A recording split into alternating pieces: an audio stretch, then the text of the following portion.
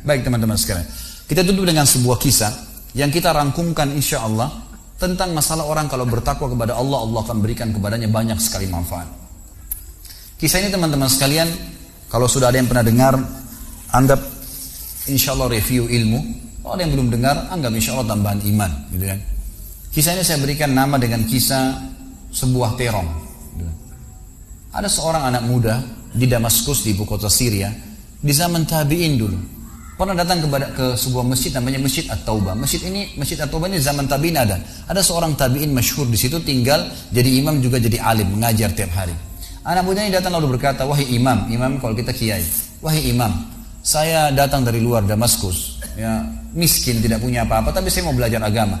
Boleh nggak saya numpang tinggal di masjid bersama anda? Saya bantu-bantu lalu saya hidup bersama anda, maksudnya makan minum bersama anda.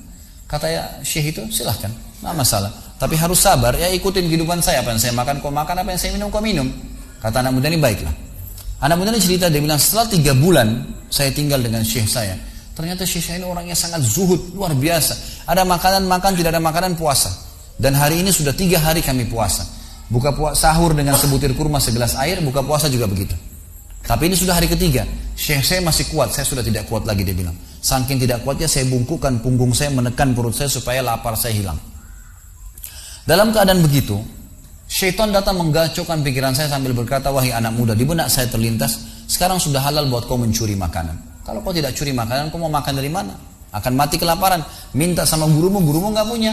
Minta-minta sama orang, gurumu larang, minta-minta sama orang. Sekarang kau curi makanan sepotong roti, yang penting tidak mati kelaparan. Dia bilang dalam kondisi saya berkecamuk pikiran syaitan begitu, saya berpikir mencuri makanan di rumah di sebelah masjid.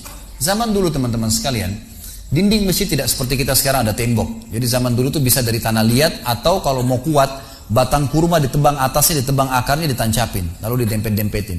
Jadi dinding yang kuat. Dan rumah orang sama masjid berdempetan dindingnya. Dia naiklah, dinding masjid dari belakang masjid, dia naik mau mencuri makanan. Di rumah yang pertama dia mau masuk mencuri di sebelah masjid, itu dia lihat ada 3 perempuan yang tidak tutup auratnya, lagi nunun kulit domba. Dia alihkan pandangannya karena dia tahu yang bukan mahramnya haram untuk melihatnya. Dan itu bukan tujuannya, dia ingin cari makanan. Dia pindah ke rumah kedua. Waktu dia pindah ke rumah kedua, dia lihat dari atas rumah, karena pakai pelapa-pelapa kurma, jadi kelihatan nggak ada orang, tapi ada bau masakan. Karena laparnya dia turun ke dalam, dia masuk ke dapur, ditemukan ada panci yang lagi dipakai masak dengan kayu bakar. Di dalamnya ada, waktu dia buka, air yang sedang direbus 2 buah terong yang sudah matang. Karena lapar sekali, diambil sama dia terong 1 lalu digigit.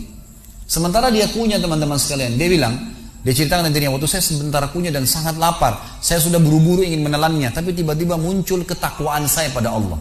Muncul ketakutan saya pada Allah, kepatuhan saya sama Allah.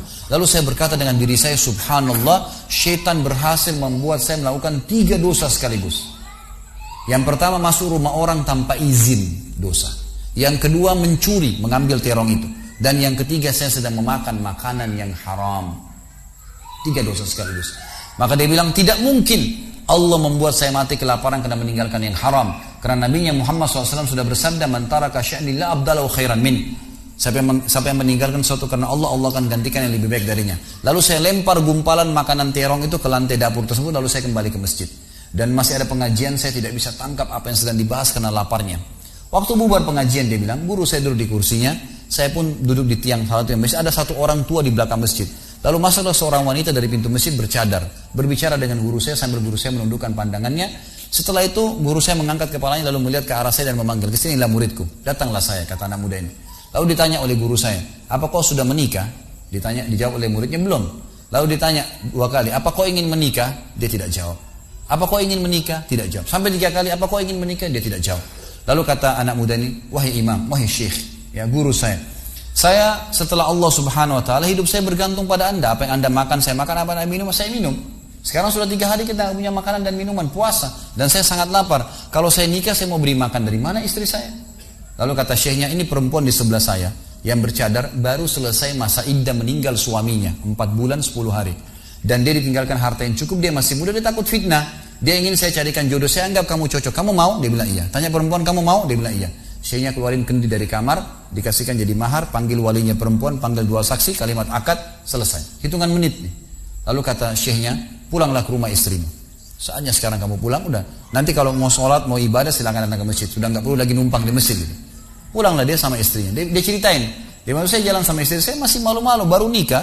Dan ini kan memang hitungan menit nih. Ya, dia baru tadi kelaparan, tiba-tiba sekarang sudah nikah gitu. Dia bilang saya jalan. Keluar dari masjid, lewat di rumah pertama yang dia tadi manjat mau mencuri, dia lewatin sama istrinya. Begitu masuk, tiba di depan pintu rumah kedua yang dia manjat, gitu kan, istrinya berhenti. Buka pintu rumah lalu berkata, masuklah suamiku, ini rumah kita. Rumah yang tadi dia mencuri nih. Maka dia pun bilang, saya masuk ke ruang tamu, saya melihat di atas, ini benar rumah tadi yang saya masuk mencuri. Istrinya bilang, wahai suamiku, tadi saya dengar Anda sudah 3 hari nggak makan. Mau makan? Dia bilang, iya. Istrinya masuk ke dapur, ditemukan apa? Panci terbuka, terong yang sudah digigit. Ini kisah nyata nih. Tiba-tiba perempuan ini bilang, siapa yang makan terong saya? Spontan gitu. Teriak gitu kan. Pada saat dia teriak, maka si laki-laki ini mengucapkan kalimat begini. Ini dari saksi bahasan kita. Dia mengatakan, kesinilah istriku. Demi Allah begini ceritanya. Kronologisnya saya manjat, saya turun, saya lapar, saya makan. Dan demi Allah sebelum saya telan, karena saya takut sama Allah, saya lempar ke dapur, ke lantai dapurmu dan belum kering tuh. Gitu kan. Maka perempuan ini mengucapkan kalimat, saya berharap semua muslimah di belakang sana juga punya iman seperti ini. Kata para ulama, ucapan wanita ini perlu diukir dengan ukiran emas, karena menandakan iman yang luar biasa. Kata dia, wahai suamiku, engkau meninggalkan segumpal makanan haram. Allah jadikan makanan itu, pancinya, rumahnya, pemilik rumahnya jadi milikmu sekarang.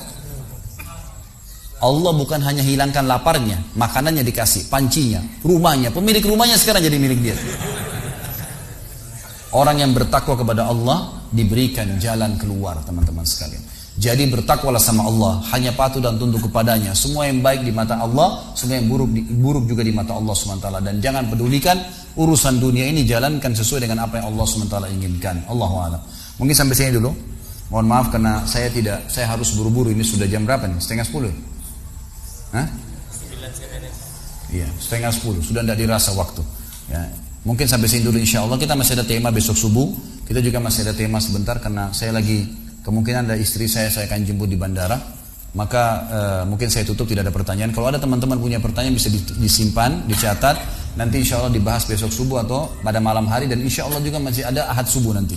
Kan gitu. Nah, saya ada 3 judul yang menunggu. Kenalilah Tuhanmu kau akan bahagia.